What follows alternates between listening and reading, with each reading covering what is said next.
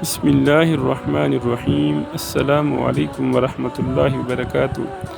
برادران اسلام، آج کی اس ویڈیو میں ہم جانیں گے قربانی کے جانوروں کی عمریں کتنی ہونی چاہیے۔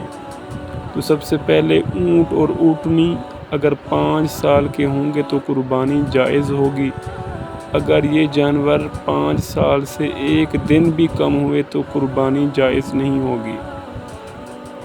اسی طرح گائے، بیل، بھینس اور بھینسا اگر 2 سال کے ہوں گے تو قربانی ان کی جائز ہوگی۔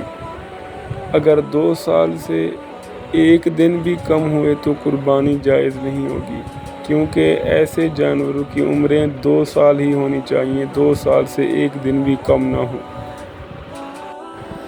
اور بکرا یا بکری 1 سال کے ہوں گے تو ان کی قربانی جائز ہوگی۔ اگر 1 سال سے ایک دن بھی کم ہوئے تو ان کی قربانی جائز نہیں ہوگی۔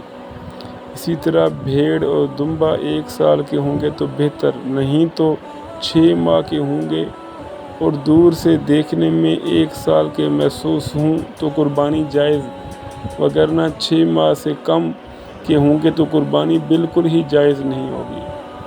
تو اس میں ایک ضروری نوٹ سماعت فرمائیں کہ قربانی کے جانوروں کی عمر کا تعین دانتوں سے نہیں کیا جاتا، بلکہ دنوں اور سالوں کے حساب سے کیا جاتا ہے۔ یہ نہیں ہو سکتا کہ کسی جانور کی عمر پوری نہ ہو اور اس کے دانت ٹوٹے ہوئے ہیں، تو یہ نہیں ہو سکتا کہ ان کا معیار دانتوں کا ٹوٹا ہوا ہو۔